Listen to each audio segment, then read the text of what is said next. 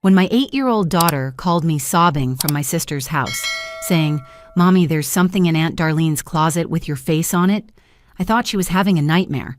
But what she found that day didn't just prove my innocence.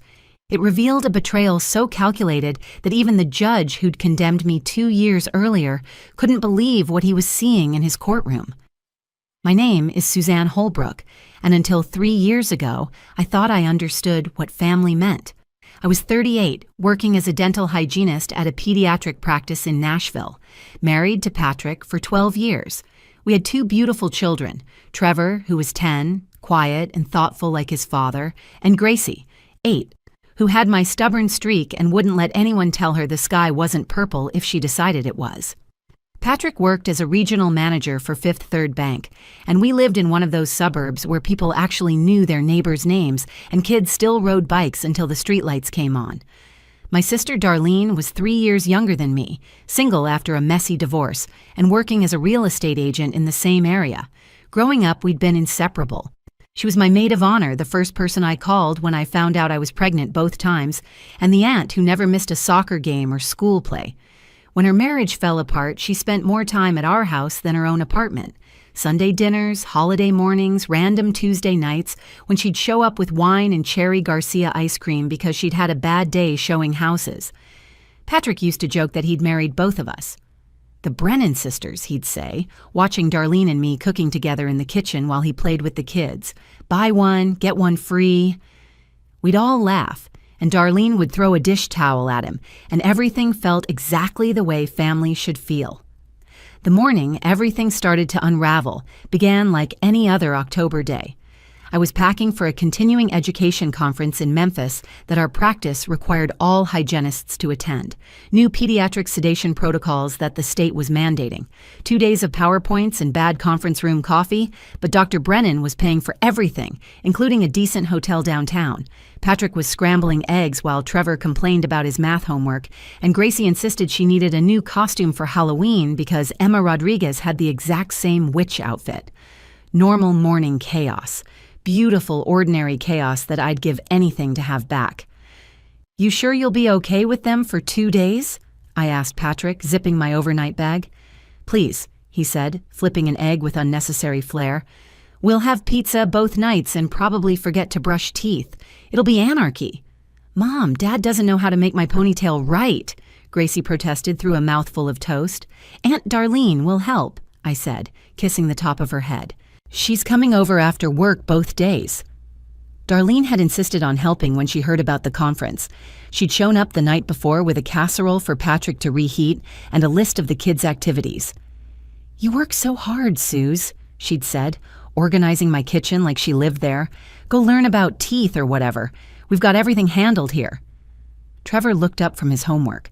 "Why can't we just stay with Mrs. Patterson?" "Because Aunt Darlene wants to spend time with you," Patrick said, ruffling Trevor's hair. "Plus, she actually knows how to help with math." "I heard that," I called out, and Patrick grinned at me, that same crooked smile that had made me say yes to a second date 13 years ago. Darlene arrived just as I was loading my bag into the car. She was wearing one of her professional blazers, hair perfect as always, but there was something in her expression I couldn't quite read. Later, I'd replay that moment 1,000 times, wondering if I'd seen what I thought I saw or if my mind was just trying to make sense of the chaos that followed. "Drive safe," she said, hugging me tight. Tighter than usual. "Don't worry about anything here. I've got Patrick and the kids covered." "It's just 2 days," I laughed, pulling back. "I'm not going to Europe." She smiled, but it didn't reach her eyes. "Still, you never know what could happen in 2 days." She was right. I didn't know. I didn't know that while I sat in a conference room learning about pediatric anesthesia, my sister was putting on a blonde wig she'd bought to match my hair exactly. I didn't know she was wearing the dental office uniform she'd stolen from my car. I didn't know she was executing a plan she'd been perfecting for months, maybe years, to steal the life she believed should have been hers. 2 days. That's all it took for my sister to destroy everything I'd built. And 2 years later, all it took was one brave little girl looking for a Halloween costume to uncover the truth. 2 years before that phone call that would change everything, I genuinely believed I was living the life I'd always dreamed of. Our house on Maple Grove Drive wasn't the biggest in the neighborhood, but it was ours.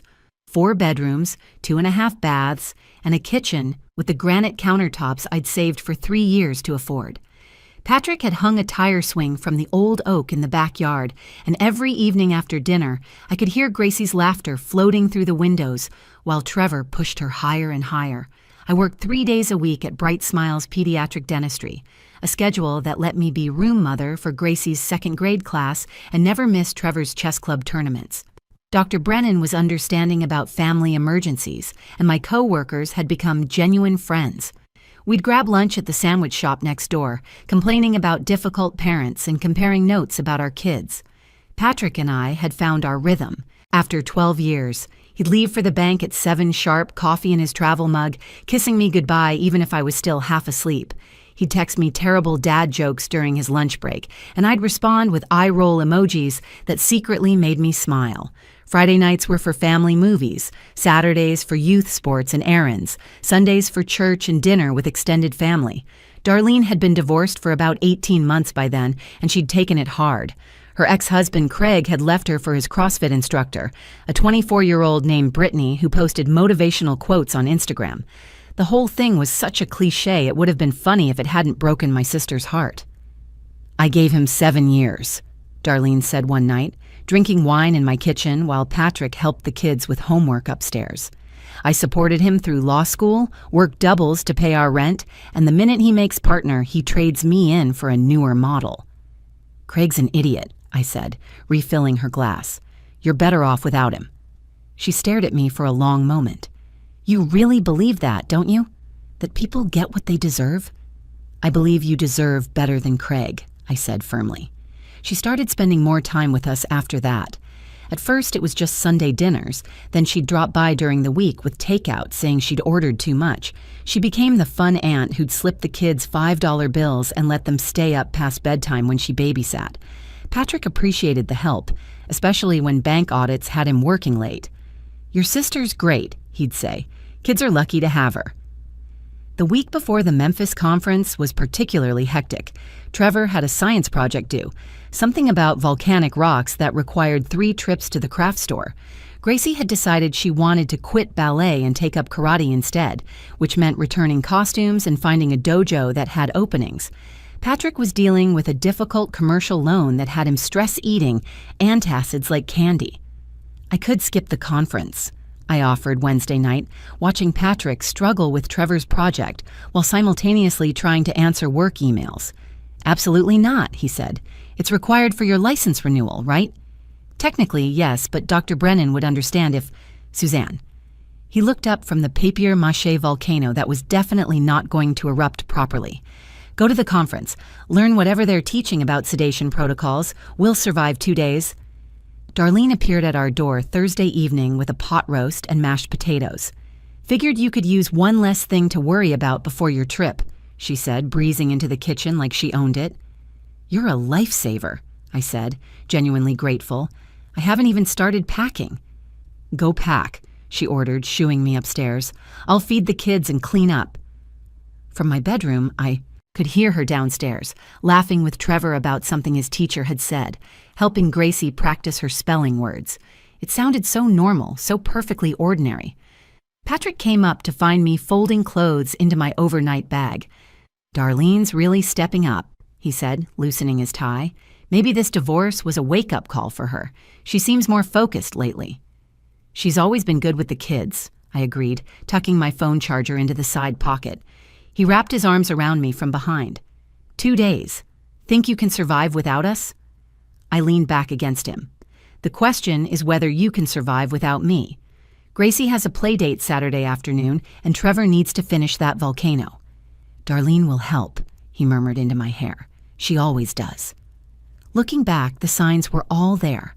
The way she'd memorized our routines, how she knew exactly where everything was in our house. The comments that seemed innocent then but now felt like warnings. "Some people have all the luck, Suze." Or, "Patrick really is one of the good ones." Or my personal favorite, said while wearing my apron and serving my family dinner. "I could get used to this.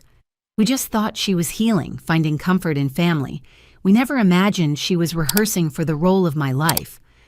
I returned from Memphis on Saturday afternoon, exhausted from 2 days of medical presentations, but satisfied I'd completed my certification requirements. The conference had been typical medical education fare: PowerPoint slides about dosage calculations, breakout sessions on anxiety management for pediatric patients, and networking lunches where everyone compared horror stories about difficult parents. I'd even bought the kids souvenir t-shirts from Beale Street, and Patrick a bottle of barbecue sauce he liked from a restaurant near the hotel. The first sign something was wrong was Patrick's car missing from the driveway. The second was Darlene's BMW parked in his spot. The third was the silence when I opened the front door. No kids rushing to greet me, no TV sounds, no normal Saturday afternoon chaos. Darlene sat in my living room, in my chair, holding a manila envelope. Her face was streaked with tears, but her makeup remained perfect. That should have been my first clue that this was a performance. "Suze," she said, standing slowly, "thank God you're home. We need to talk. Where are Patrick and the kids?" I set down my bag, something cold settling in my stomach. "I sent them to the park. They didn't need to see this." She held out the envelope like it was contaminated. "I'm so sorry. I didn't want to be the one to show you. But Patrick deserves to know the truth." Inside were 6 photographs. The first showed a woman who looked like me at Romano's, an upscale restaurant downtown, leaning across a table toward a dark-haired man I'd never seen before. The second showed the same couple walking close together outside the restaurant. These, third through fifth, were progressively more intimate, holding hands, embracing, entering a room at the Riverside Inn. The sixth showed them kissing in the doorway.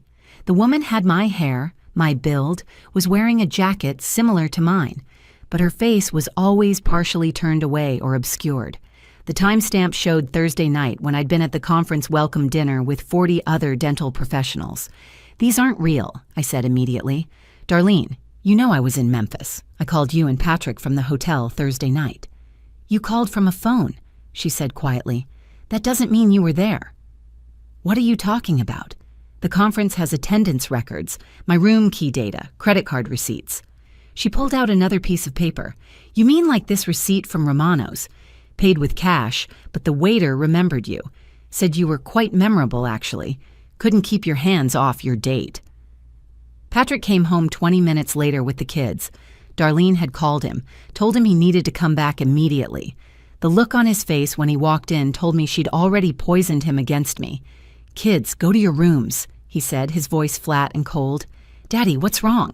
Gracie asked, looking between us all. "Now, Gracie." After they went upstairs, Patrick wouldn't even look at me. He stood by the window, fists clenched, while Darlene explained how she'd accidentally seen me at Romano's when she was showing a house to clients nearby, how she'd followed me, hoping she was wrong, how she'd watched me go into that hotel room with another man. "I took the photos for proof," she said, crying harder now. "I didn't want to, but I knew you'd never believe me without evidence. Suze has always been so good at explaining things away." "Patrick," I said, moving toward him, "you know me. 12 years and you know me. I was at the conference. Call the hotel. Call Dr. Brennan. Call anyone who was there." "Darlene followed you Thursday night," he said, still facing the window. "She saw you leave the hotel, saw you meet him. Then she's lying." The desperation in my voice made me sound guilty even to myself. "Patrick, look at me, please." When he finally turned, his face was destroyed. "I called the hotel. You checked in Wednesday, but they have no record of you using your key Thursday night. No room service, no minibar charges, nothing." "Because I was at the conference dinner. It was included. I didn't need to charge anything to the room." "The conference that conveniently has no registration list available until Monday?" His voice broke. "How stupid do you think I am, Suzanne?" Darlene stood up, the perfect picture of a reluctant witness. "I'll leave you two to talk. Patrick, call me if you need anything. Anything at all." She hugged me on her way out, whispering in my ear, "I tried to protect you, but I can't lie for you anymore." The divorce papers were filed the following Monday. Patrick had already seen a lawyer, probably that same weekend. The speed of it told me this had been planned, orchestrated, but I was too shocked to see it clearly then.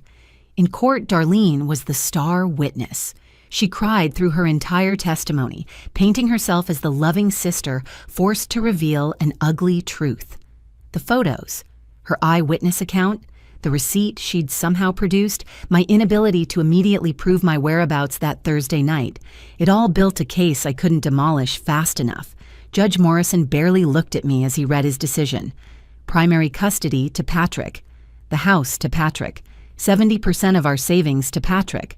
To me, supervised visitation every other weekend and a reputation in ruins. For 2 years after the divorce, I lived in a studio apartment above Chen's laundromat on the wrong side of Nashville. The washing machines ran until midnight, and the whole place smelled like fabric softener and industrial bleach. My bed was 3 feet from my kitchen stove, and I ate most of my meals standing at the counter, staring at the wall where I'd taped every photo I had of Trevor and Gracie.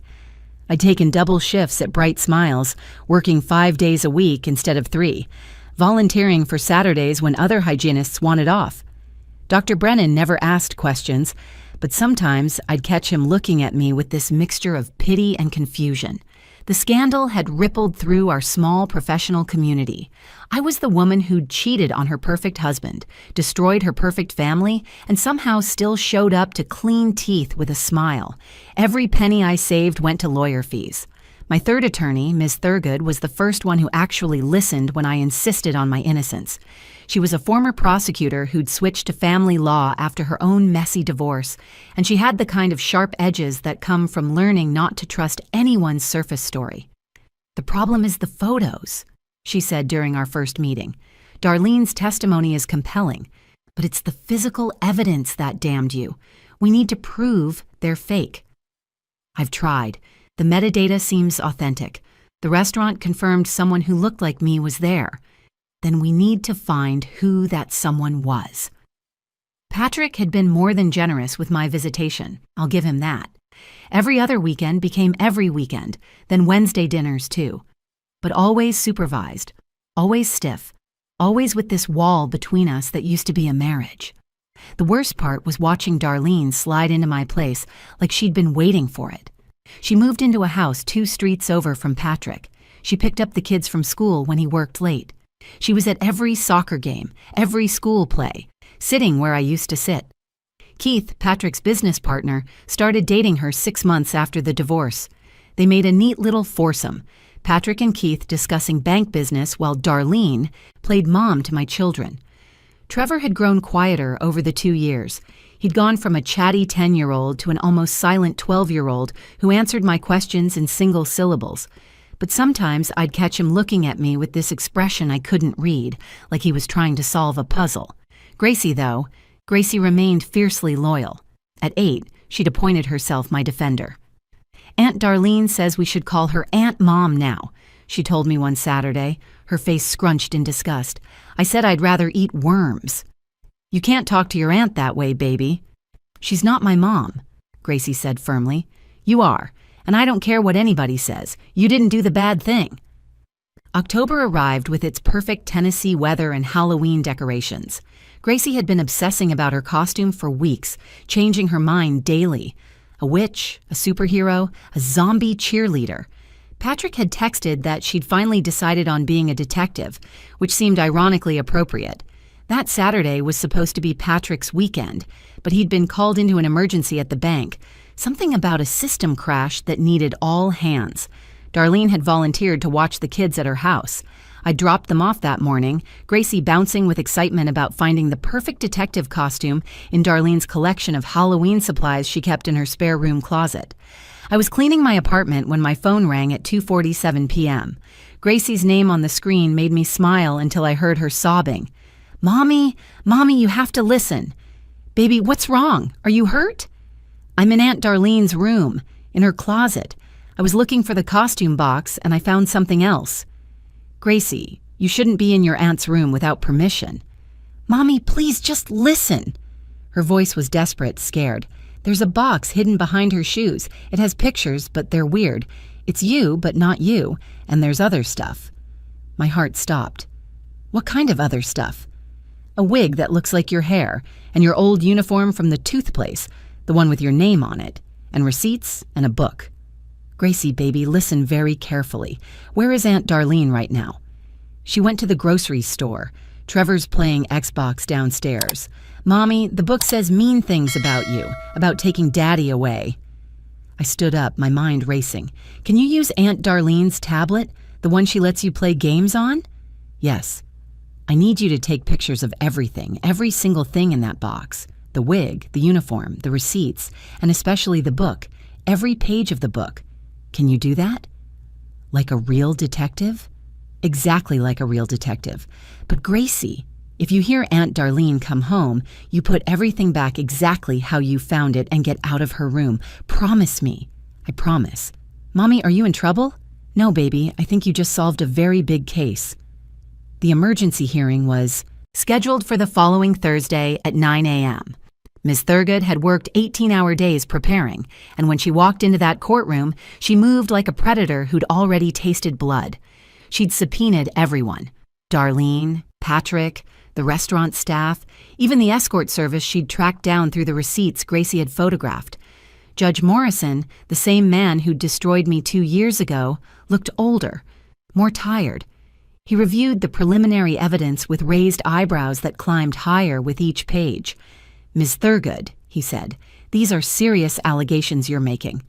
Your Honor, we're prepared to prove that Darlene Cray orchestrated an elaborate fraud to destroy her sister's marriage and steal her life. We have documentary evidence, financial records, and witnesses. Darlene sat at the respondent's table in a conservative Navy suit, looking every inch the concerned aunt. Patrick sat behind her, his face unreadable. He hadn't spoken to me since I'd filed the emergency motion, but I'd seen him staring at the evidence list with growing horror. Miss Thurgood started with the journal. Gracie had photographed all 43 pages of what Darlene had titled Operation Sister Swap. The entries went back 3 years before her own divorce, before the conference, back to a Christmas dinner where she'd written, "Watched P help S with dishes. Should be me. Will be me." June 15th. Miss Thurgood read aloud, found S's work uniform in her car. She thinks she lost it at the cleaners. Perfect for Phase 2. September 2nd. Located Brianna through Backpage. Similar height and build to S wig ordered from theatrical supplier matches. S's hair perfectly. Practice run scheduled. October 10th. Conference confirmed for October 12th, 14. P will be overwhelmed with kids. I'll be the hero. Begin final phase. Darlene's lawyer objected repeatedly, but Judge Morrison overruled each time, his face growing darker with every passage read. Then came the receipts, the wig purchase, the payment to Brianna Wells, an escort who specialized in role play and discretion. The dinner at Romano's paid in cash, but with a reservation under D. Cray, not S. Holbrook. The Riverside Inn room, booked with Darlene's credit card 3 weeks before the conference. Brianna Wells took the stand next. She was younger than I'd expected, maybe 25, with natural dark hair and tired eyes. "Ms. Wells," Miss Thurgood began, "do you recognize the defendant, Darlene Cray?" "Yes. She hired me for a job in October 2 years ago." "What kind of job?" "She paid me $2,000 to wear a wig and clothes she provided, have dinner with a male escort she'd also hired, and let her photograph us together. She was very specific about angles, about keeping my face partially hidden." "Did she say why?" "She said she was trying to catch her husband cheating by proving how easy it was to fake evidence. I thought it was weird, but the money was good and nothing illegal was happening." The courtroom erupted. Patrick's face had gone white. Darlene was shaking her head, mouthing lies, lies, lies, but no sound came out. The male escort testified next, confirming Brianna's story. The restaurant waiter admitted he'd been confused when shown my actual photo during the divorce proceedings, but assumed he'd been mistaken about which sister he'd seen. But the most devastating testimony came from Trevor. My 12-year-old son walked to the witness stand with his shoulders straight. He looked at me once, just once, and mouthed, "I'm sorry." "Trevor," Miss Thurgood said gently, "did you ever see anything unusual on the night your mother was at the conference?" "Aunt Darlene made me promise not to tell," he said, his voice cracking.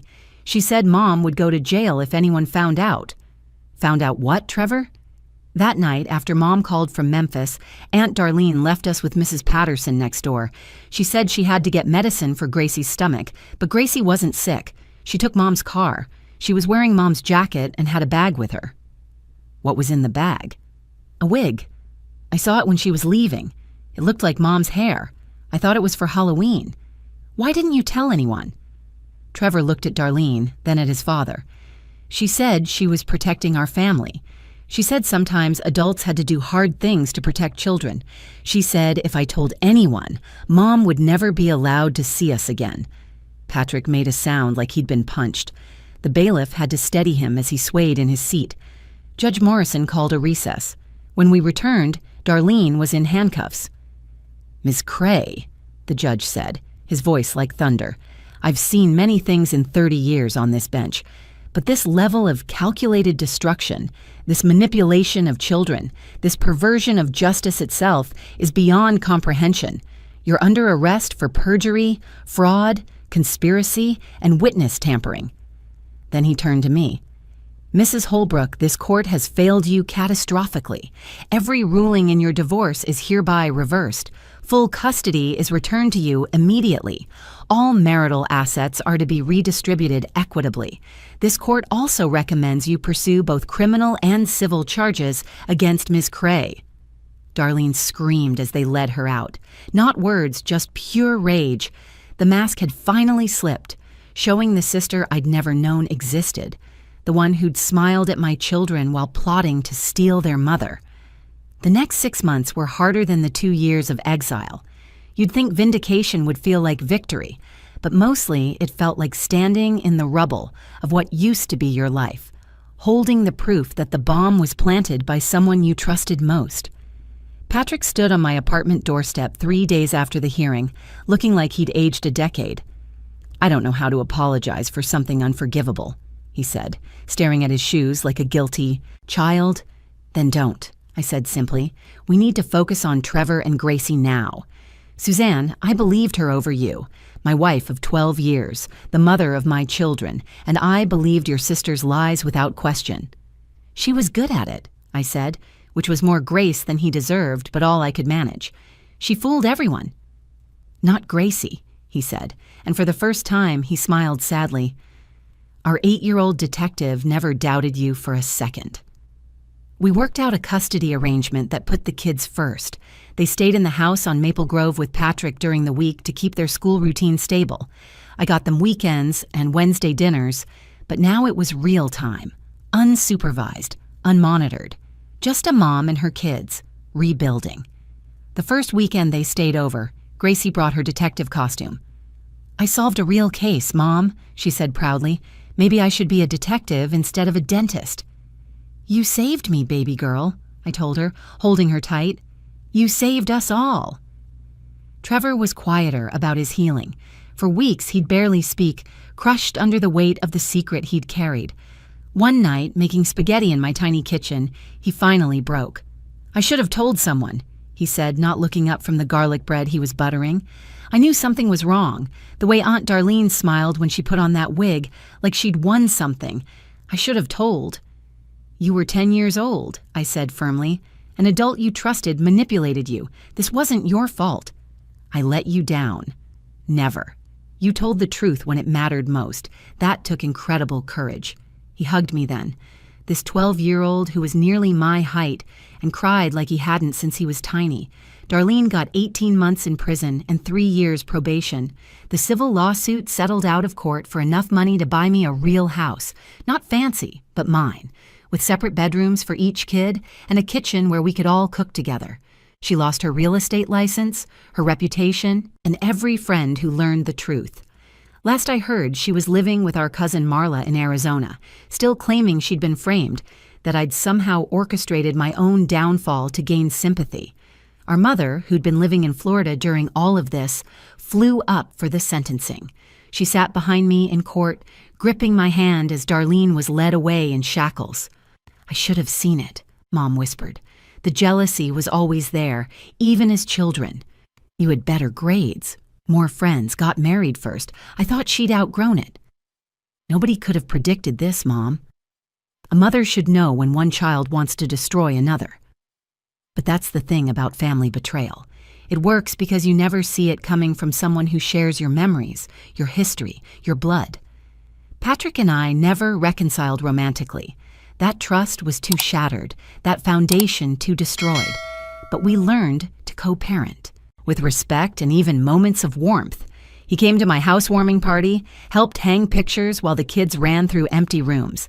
He dated occasionally, but never seriously, always choosing the kids over potential relationships.